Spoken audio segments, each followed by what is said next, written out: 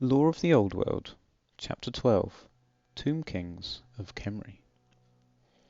Ancient and vengeful, the Tomb Kings of the southern deserts have awoken from the millennial slumber. Theirs is the wrath of the cheated, for they were promised an eternity of heavenly glory, but were imprisoned between life and death. At the behest of the Tomb Kings, legions of merciless skeletal warriors rise from the sands of Nehekhara and march forth to reconquer the world. Despite being an enlightened and advanced civilization when the tribes of the Old World still dwelt in caves and mud huts, Nehekhara was brought low by the megalomania of its kings and the evil magics of Nagash, at whose hand Nehekhara withered and died, cursed to an unquiet death from which there could be no true respite. Today the great land is a barren sea of sand dunes, a scorching desert studded with the morbid architecture of a civilization obsessed with death. Beneath the thin white sands lie countless gilded artifacts and trinkets buried amongst the drifts of bone. Each of the many thousand tombs that litter the arid landscape contains a king's ransom in jewelry and gem-studded weaponry. Every year armies of the avaricious and the adventurous march deep into the heat-blasted deserts, intent on ransacking the legendary wealth of the land, despite rumours of the vengeful dead buried beneath their feet. Every year the sands are stained red once more with the blood of the foolish, for the rumours of spirits abroad in the deserts are true. The long-dead soldiers of ancient Nehekhara stand ready for battle at all times. Should a commander be brave or foolish enough to trespass into Nehekhara and lead their warriors into the sacred vales of the kings, then they would witness a terrible phenomenon. As the punishing midday sun blazes down upon the interlopers, the sands begins to shift. Sun-bleached skulls surface all around, dust spilling from their empty eye sockets. Holding curved khopesh blades, armoured forms awaken from their slumber, forming up into elite regiments with preternatural discipline and coordination.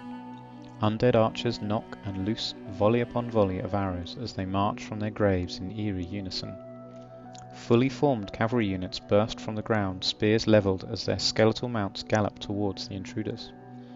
Cresting the dunes come fast and deadly chariots.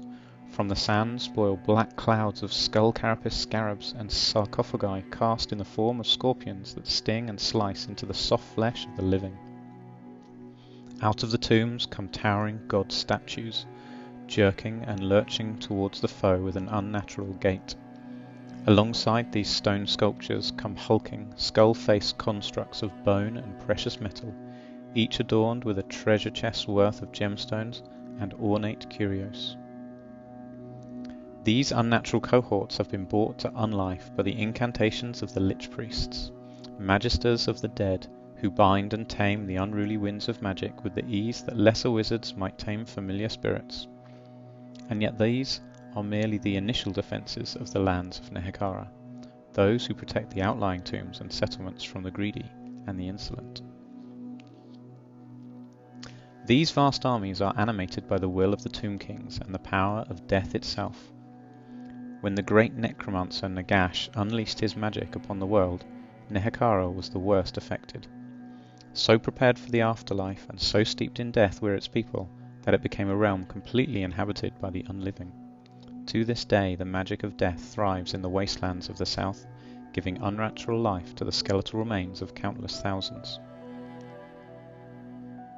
It is said that the magical wind of death blows especially strong upon Nehekhara, and any living being who ventures there will in time sicken and die should they linger too long. This same power that saps life from mortal flesh and bones invigorates the undead, and the armies of the Tomb Kings are at their strongest when they wage war in the shadow of their great pyramids and fallen cities. Certainly in the long centuries since the rise from the Tomb Kings, no army or nation has yet conquered the lands of the dead, and those few foolish enough to try have left their bleached bones in the endless desert sands. The magic of death that surrounds Nehekhara is as much a blessing for the Tomb Kings as it is a curse. Though it has doomed them to an eternity of decay, it also allows them to work powerful magic upon both themselves and their servants. At the heart of this great power stands the mortuary cult and its many priests, and hierophants. At its founding, the mortuary cult was commanded to study the arts of mummification and communion with the gods. Steadily, over many centuries, the priest learned how to preserve a corpse from decay, until the art of embalming had become extremely elaborate. The priesthood also devised a vast lore of magical incantations and rituals intended to bind the souls of the dead kings back into their royal bodies.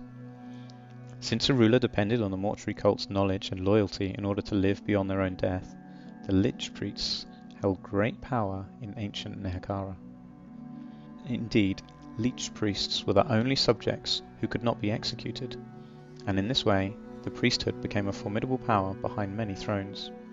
Lich priests acted as advisors and viziers to the rulers of Nehekhara, and their status was second only to that of the ruling families.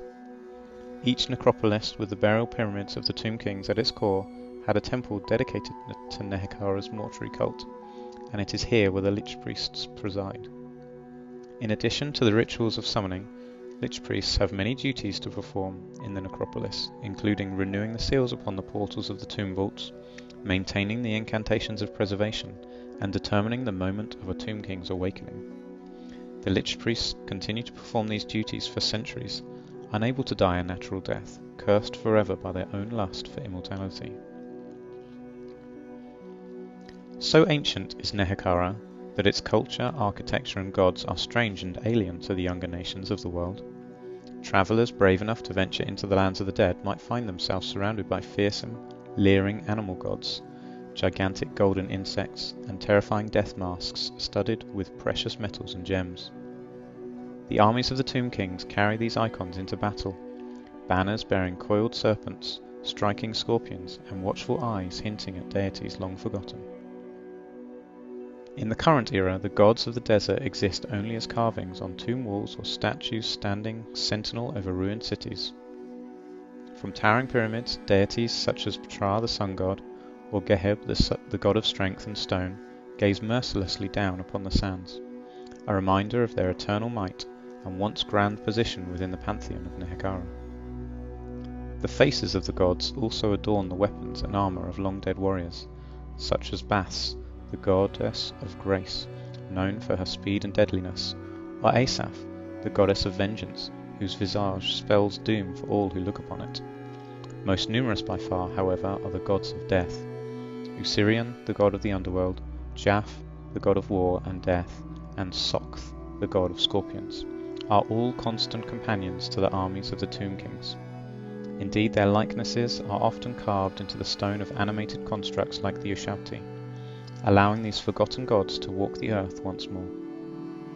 The land of the dead is ruled in perpetuity by Setra the imperishable, King of Kings. He is a ruthless leader whose thirst for conquest knows no bounds.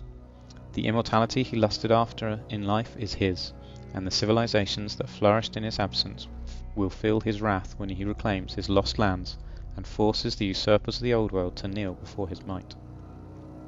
Setra rides to war upon a magical chariot, the magnificent crown of Nehekhara resting majestically upon his brow.